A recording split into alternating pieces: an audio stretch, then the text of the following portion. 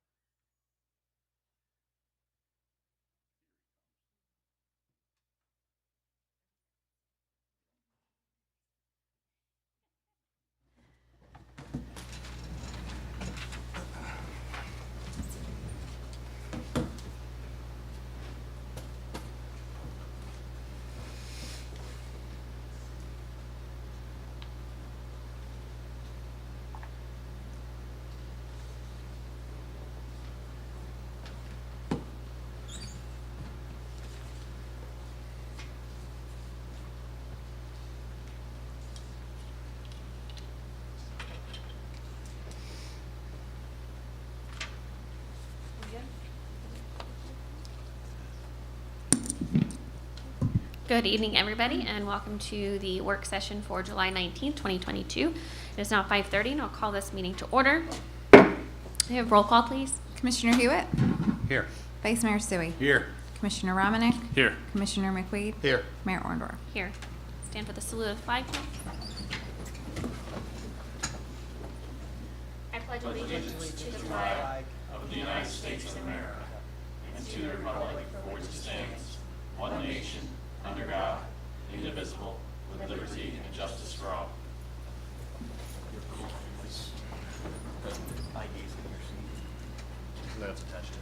My name was. This meeting is being conducted in accordance with the Open Public Meetings Act of 1975, was advertised, posted, and made available to the public as required by statute. The municipal clerk is directed to include a statement in the minutes of this meeting. Clerk, has there been any changes to the agenda? No, Mayor. Thank you. We'll go to public comment on agenda items only. If anybody from the public has any questions, concerns, please come to the podium. Seeing nobody, we'll close the public comment. And we'll go to discussion of commissioners. Commissioner Romanek? Nothing at this time, Mayor. Commissioner Hewitt? Yes, Mayor, thank you. I've got a few items on tonight's regular meeting that I'd like to go over quickly, just in case any of the commissioners have questions or thoughts before we make our decisions. First, I want to give the public safety stats for the month of June. EMS calls, 668 calls. Fire department, 112 calls. Fire department inspections, 95. Police department calls, 3,202. On the agenda tonight, ordinance number 11-.3, second reading. This is pertaining to the city towing. It's basically general housekeeping and updates to ensure that we are up to date and match New Jersey State Police standards. Also, it is ensuring that we are covering the actual cost of towing services. Ordinance number 12-.3, second reading, salaries of EMTs. The salaries are being removed from our ordinances due to the fact that tonight we will be voting to approve the contract for our city EMS employees. The wage scale is now included in the contract. Amendment to EMT per diem personnel. This is an amendment to the salary scale. Basically, it has an increase at the top of the pay scale for per diem personnel. Ordinance number 12.4, first reading. This is an amendment to the current salaries of the EMTs that are employed by the city of Millville. The salary schedule and steps have been negotiated with the union and will be voted on by the commission tonight. Resolution 15.1. This resolution was tabled last meeting. If you remember, we had questions as to why the city of Bridgeton was receiving more grant money than the city of Millville. After discussion with Chief Farabella and his communications with the county, we now know that the amounts awarded to the cities is based on a scale that looks at how each city's police department performs in its daily routines. Basically, it comes down to this. Vineland scored higher than Millville. Millville scored higher than Bridgeton. Bridgeton scored the least, which has now answered our questions that caused the tabling of this resolution at the last meeting. So yes, Millville Police Department is performing to the standards used to base the grant money to the 3 departments in Cumberland County. Resolution 15.3. This is authorizing the commission to enter into a contract with the Millville Firemen's Mutual Benefit Association, Local 363 EMS. This contract is backdated to January 1, 2022 and will expire December 31st, 2025. This has been a long time coming, but it's done. I want to thank the 4 representatives of our EMS service. Also, I really need to thank Vice Mayor Suey, Chief Financial Officer Marcy Shepard, Business Administrator Ray Campari, Brock Russell, Pam Shapiro, Chiefs Lippincott, and Chief Feldis. Resolution 15.6. This is a resolution of our approval to apply for a grant from the New Jersey Department of Community Affairs American Rescue Plan Firefighter Grant of approximately $75,000. This basically is state COVID money with no cost to us that will benefit the Millville Fire Department. Thanks to Chief Lippincott and especially Sam Cruz for the navigation of this application for this grant. I think maybe, Chief, you might have something you want to say about it.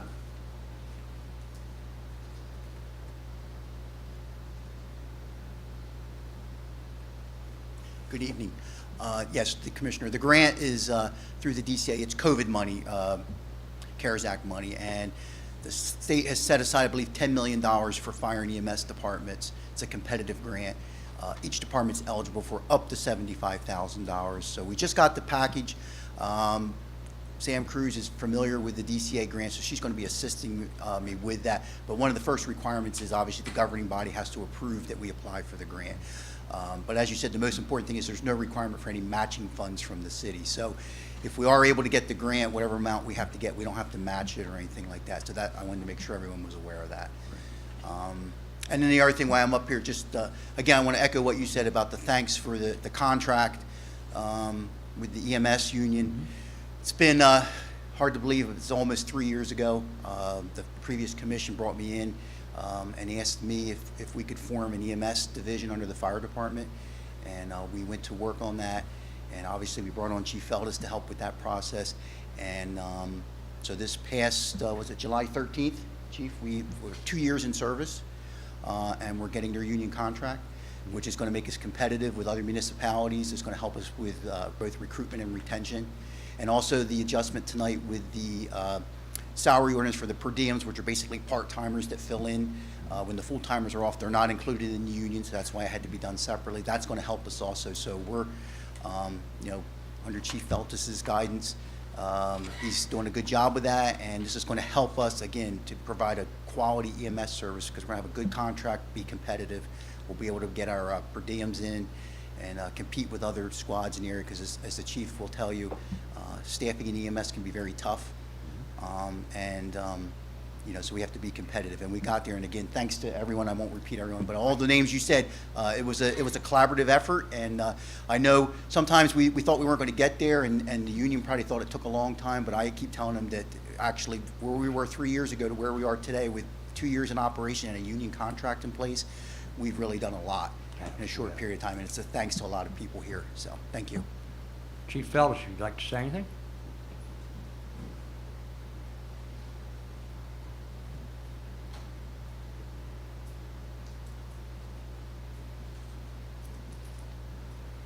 Hello, everyone. Basically echoing Chief Lippincott's information he said, but I personally wanted to give all of you a thank you for helping out, supporting us, means a lot to the staff. There's expected to be quite a few of them here tonight to support the contract movement, and we're going to be here for that as well. And you know, we really, and the city needs to know that we really have a great group of people there. When we pick them up, we're able to get a good group of people, and that makes all the difference in the world, because that makes high quality care, and you know, it's really all about them. So I want to thank everybody here for helping out, and we will thank them later when they're here as well. Thank you, Chief. If any of the commissioners have any questions or thoughts about these items I mentioned, I'll be glad to answer them before we vote on them tonight at the regular meeting. And with that, that is all, Madam Mayor. Thank you. Commissioner McQueen? Thank you. I'd like to just say, at the end of August, we're going to have brush pickup again. You can put them at the last 2 weeks of August. Also, the first week in September, we're going to start painting curbs throughout the city. So that'll start August 1st to August 3rd, somewhere in that time frame. We haven't exactly set exact date, but within that time frame, this 3-day time frame, we'll be painting the curbings through High Street, most of Broad Street, and other areas that need to be painted. And I'd like to thank the rescue squad for their service as well. They're very busy. I can see them constantly flowing through the city, so congratulations. You know that. Thank you. Thank you. So the rescue squad building demolition bids will be in on Friday, and then we'll probably be awarding them at the next meeting, I hope. Resolution 15 for the professional service agreement for, I don't know, Rue Associates, is for the compost facility at the old dump to comply with DEP requirements. And the last thing that, and it's on the agenda, is discussion of the cannabis license procedures and the criminal history background checks. So I asked Mr. Compare to come and explain what our vetting process is, yes. So if you would.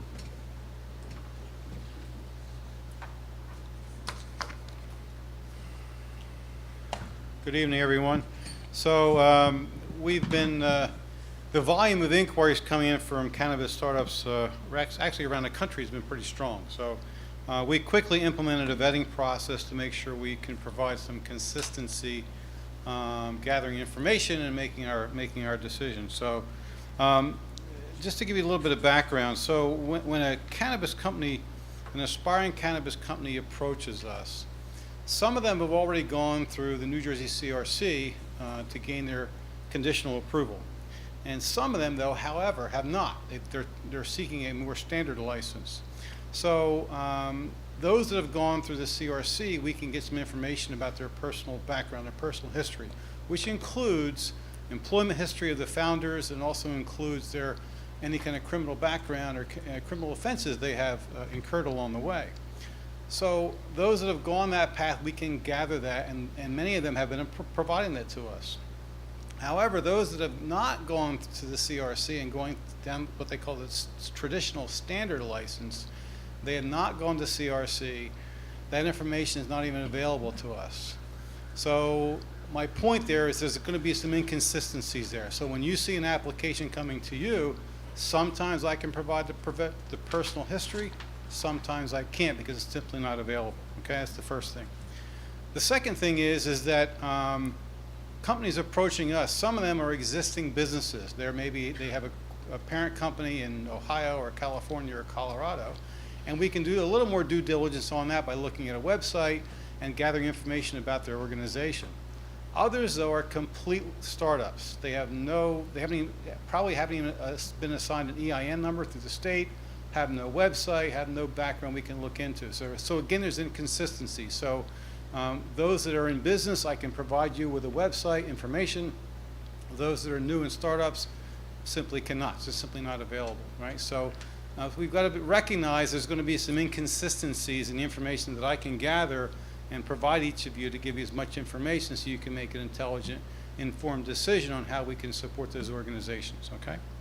So when it comes to data collection, the vetting process we've created, there's about an 8-point data collection sheet that we ask them to provide, and it's asking for information on their startup, everything from their site plan to utility needs, their security plans, their funding for the project, the amount of funding, their funding sources, information on their principals, et cetera, et cetera. So I'm able to give you, to make a decision, a fairly robust package of information that's available to me. You can help to make a decision for that organization. That information that I collect also is going through our engineering department here at the city. It's also going through our zoning department to make sure it's zoned properly. And it's also going to Atlantic City Electric to make sure that the utility needs can be met through Atlantic Electric, okay? So by the time you get that information, you're seeing the results of all the work that I just described that has been going on. There's been a fair amount of work before it ever comes to you. So I think it's important to recognize, the role that I believe you as commissioners have. It's simply to verify this is a logical project, it's funded properly, all those things that I just talked about have been met, and that it's zoned properly, okay? So those things I can consistently share with you based on the information that's available to me. I can't provide you the criminal background of all these people that are coming forward. It's simply not available. And frankly, we're going to be relatively inconsistent, and I think maybe even subjective if we use that information to make a decision. It's my personal opinion. So. Well, the state does collect that information, and they base their conditional licenses on that information, as Not- well as their regular. Their conditional license are not based on that. They have, once they receive their conditional license, they have 90 days to provide that background check to the CRC. So then their permanent license would be based on that. Correct. Yes. Yeah. So- So the role of the state is to use that information to make a decision. So we don't really need So to they get could, involved in that. we don't have to, so they could receive a conditional license with a criminal background. They could have charges, they could have whatever it may be, and the CRC could approve that conditional license. But they then, after that conditional license, like some, have come to the city and looking for that letter of support.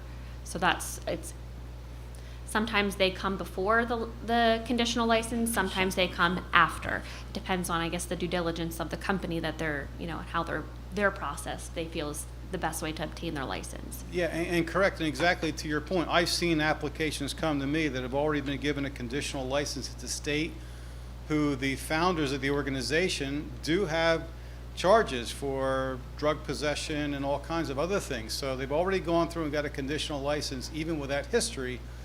So that says to me, that according to the state, they're a viable business.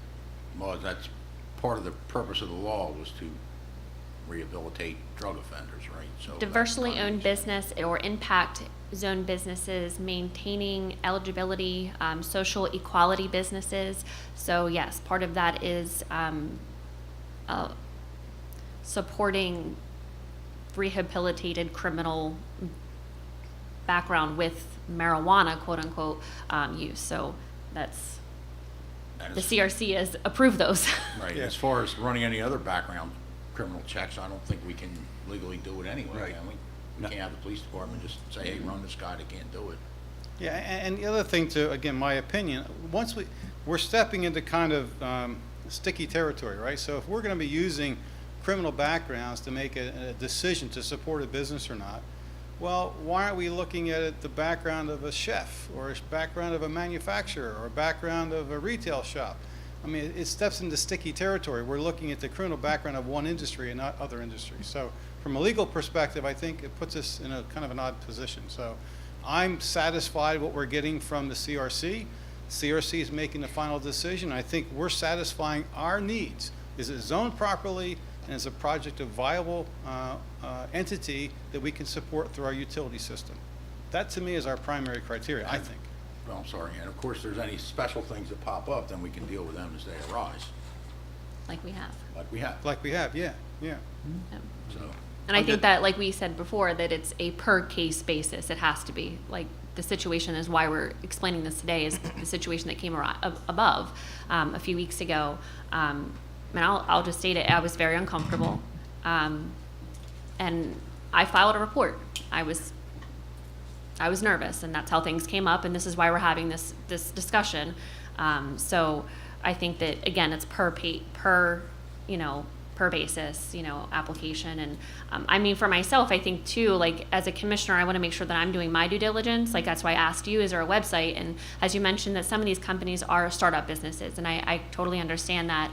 But I myself, I'm looking these companies up. Do they have a website? Do they not? Or I'll Google the names and see what pops up, because Sure. what if there's something that they're not sending us that may be somewhere else? I think I would vet them myself as well. Yeah, I think the concluding conversation is, as I'm repeating, by the time you get these packages with a decision to vote, it's gone through a fair amount of due diligence, and I think the public needs to have comfort as well to recognize that we've gone through the due diligence we just spoke of best we can in order to bring them in and invite them into the city. So, Yeah, I think we have a pretty good vetting process, to be honest with you, as much as we can do.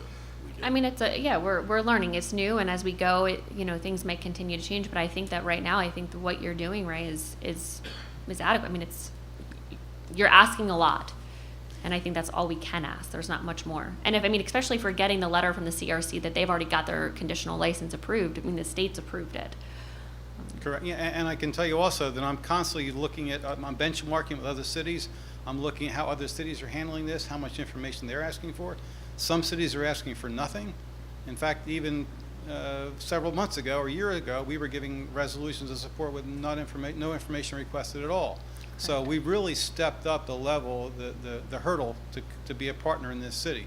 And I'm comfortable we're doing it the right way. And again, I'm learning just like you guys are. I'm looking at other municipalities and other cities, and where I find something that's valuable that I think we can bring in as part of our data collection, I'm doing so. I just had a question to ask you, Ray. Out of all the candidates we got, are any of them from residents from Millville that may be starting, or Cumberland County? That's a great question, Commissioner, and I have a lot of information, and off the top of my head, I know the answer is yes. How many, I can't tell you. Let me give you a summary of where we are, if I can. Sure. The commission has allowed 15 cannabis locations here in the city. Now, before anyone gets started with the number of 15, research that I'm doing, and also what I'm finding out across the country, many of these things are not going to make it through that 90-day transition. Even though they get a conditional license and they're approved, to step up and actually become a viable business is a pretty big hurdle. It's a lot of investment. Many of them will go away. So we've issued wrong number. This evening, we're going to be issuing our 12th resolution of support, okay? So there'll be, and that's for 11 locations across the city. So our number is 15, our max is 15. As of this evening, hopefully, we'll have 11 locations secured. So that's the number where we are. And to your point about the locations, most of these folks are from New Jersey, Atlantic County, Cumberland County. There are a couple in Millville. Okay. Yeah. I was just curious how many residents may Yeah. have been applying for it as well. And I've been doing the estimates on this. Even the ones we've issued so far with 12 letters of support, we're looking at, if they come through, if the numbers are giving me are accurate, we're looking at almost 1,500 jobs. So you can't, And the tax. and the credits tax that we're revenue. getting, So, tax revenue. so that we're you getting can't back. blink an eye at this. This is a significant contribution to our city if these are all successful. I mean, the CRC's been busy, just like here, they've received 732 applications. And I think less than half of them have actually received a conditional. Right. I don't have the number exactly in front of me, but I know it was less than half of that. It's a big process. So this is kind of the Wild West. It's kind of all new, but I think we've got our arms around it. Yeah, we adapt and evolve to the processes that the state issues for us, and in our own due diligence, react and observe and what works best for this city of ours. Correct. Here's the number: 640 conditional license applications received, 213 were rejected to be cured.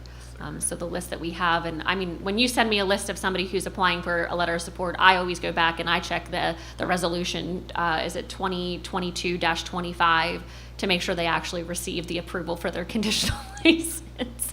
So I've tried to educate myself too on it, because it's all new. But I think that our vetting process you've come up with is legit, and I think that per basis we just have to be careful. We just have to. Good. Thank you. But Thank you, Ray. you're welcome. Thank you. No, I don't have anything for I don't think I have anything at this time. I think we're pretty good. Yep. And we'll go to public comment for this portion. We ask if anybody would like to address the commission, please come to the podium, state your name, your concerns, and limit your comments to 5 minutes, please.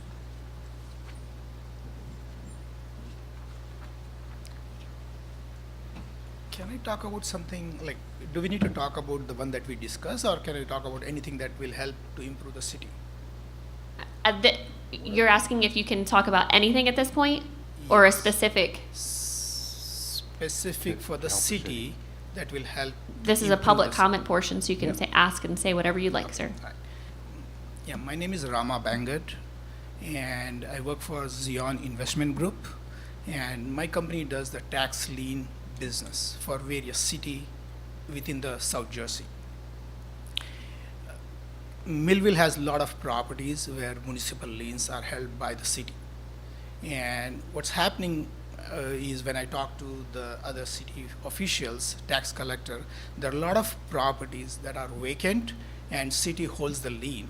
Nothing happens to the properties, nothing improvement happens to the properties are getting deteriorated because of the rain, no electricity in the house, and because the grass grows. So what I do is work with the various cities to basically do the tax lien assignments. So basically whatever liens that city holds, I basically get those liens assigned to my company, and I pay all the current taxes, all the past taxes, and keep the property taxes current. And if the property is empty, I basically work with the city to see if I can foreclose the property, and then basically once the property is foreclosed, I renovate the properties and have a family living in the property. If the city doesn't do the tax assignment, the property gets deteriorated, and if there is a adjacent property next to that, the neighbors complain that this property is damaging my property, and the city basically demolishes the property. And when city demolishes the property, the tax revenue is gone for the city. The property that has like $3,000 tax revenue per year, the land value will be, the taxes on the land will be probably $300 or $500. So I work with various cities like city of Trenton, Camden, Millville. In the past, I got a lot of properties from the city to the tax lien assignments, and when someone is living in the property, I work with them, help them to pay the taxes, the past taxes and the current taxes, and then the city gets revenue. But if the property is empty, I just don't want the city to deteriorate the property and demolish the property. So I help the city to renovate the property after the foreclosure, and so that a family can be settled in the property and the city gets a tax revenue. So in the past, I got a lot of properties with the tax lien assignments, and the properties that are empty, I foreclose this property and renovated the property, and families are living in this property. So there are still a lot of properties based on my discussion with tax collector where city holds the tax liens. If city is interested in assigning a tax lien, I can submit my application, and then the city council can vote on my application. With the properties, after you get, inquire them, are they rental properties, or are they properties you'll sell to an individual, so it'll be a permanent resident? Say that again. The properties that, if you inquire the properties from the city, and you buy them or take over the tax lien, would they be rental properties, or would they be properties that you would sell to a potential buyer? The properties that the owner did not pay the taxes. Majority of the time it is rental properties, and there are sometimes the properties are empty and no one knows who the owner is, whether the owner. Right, that's, I mean, the ones that are empty that you inquire, you take possession of, would you be renting them, or would you be selling them? I would, because we are based in Camden, New Jersey, so we usually renovate the property and sell it to either the investor or the homeowner. Majority of the time, Okay. because I renovate the So they're property. basically going to be sold properties, you'll sell them, okay. Right, because I renovate the property, investors are not going to pay my price. So I sell the properties to the homeowners. All right, okay. Bob, I think he would need to foreclose it first. I think what he's talking about, that he would want an assignment of the tax lien. Right. And the consideration for that would be that he would bring the taxes current and pay future taxes. Right, So the that's, I city would be understand whole. I understand what he's talking with that. And then he would, from there, depending upon whether he forecloses or not, then he might do some renovations after Yeah, that. after, if I foreclose the property, I do the renovation. I was just trying to find out if they're gonna be rental properties or they're gonna be resident properties that would be It purchased. could be rental properties. If this is a rental property, the owner might be somewhere in The Las only reason I Vegas. brought that up is because we have a lot of rental properties in the city, and a lot of them are being mismanaged, so. Right, but I don't do rental. I mean, I basically foreclose and when I renovate the property, majority of the time it is owned by the homeowner, because the investor don't want to pay. Right. They want they want to pay a price which is cheaper, and because I spend a lot of money on renovation property, I sell it to the homeowners. Or- So if. My question is, are you looking for a business arrangement, or what, I mean, I understand you're No, telling us what you're. I'm looking for the city to assign the tax liens to me if they are interested, and I basically, So you're looking for a business arrangement with the Yeah. city where we would assign the tax liens to you. I think we have a process. That, that was my question too. So we already have a process by which we operate. As far as selling directly to you, I don't think that's probably, well, it may work, I don't know. Yeah, and well, I understand you have a process, but during that process, many times, let's say for example, the tax lien happens sometime October, November, I don't remember exactly. When the tax lien happens, there are 300 properties in the tax lien day. Only 200 properties are taken by the investor. There are 100 properties where no one is interested in this tax lien, and then the city holds the tax lien. So what I'm asking is, those 100 properties where city owns the tax lien, I'm asking those to be assigned. That way, I can keep those properties, taxes correct. Then What- you would also be paying, you'd be paying those taxes. I'm paying the past taxes, I'm going to pay the current taxes, and I'm going to pay the future taxes taxes. until I own the property. we would have to advertise for RFP. Yes, that's a business. If you have a proposal, feel happy to send it in. and we'll Yeah, look at I it. did send it a proposal like maybe 6 months back to tax collector, and it was discussed in this meeting, and it was like denied. And I do work with city. I do work with City of Camden. I have more than 100 properties, tax lien assignments. City of Trenton, more than 100 properties there as well. So, I mean, City of Millville don't have lot properties, maybe I think 30 or 40 properties based on the last report I got from the city. So, if city wants, I can basically, So, Yeah, if you could resend whatever you Resend it. sent previously, I can send you to Tracy. that would Yes. be helpful. Yeah, Tracy is basically the tax collector. I can send you to Tracy, and then. And I will get Tracy to forward it to us. Okay, so, thank you. Thank you. Okay. Seeing nobody else, we will close the public comment portion and closing comments of commissioners. None, Mayor. I have none. None. none. I think we're all none tonight, okay. All right, well, thank you everybody for coming to the work session. Our regular session will start at 7. We hope to see everybody there. And can I have a motion to adjourn? Make motion? Second. All in favor? Aye. Aye. All right.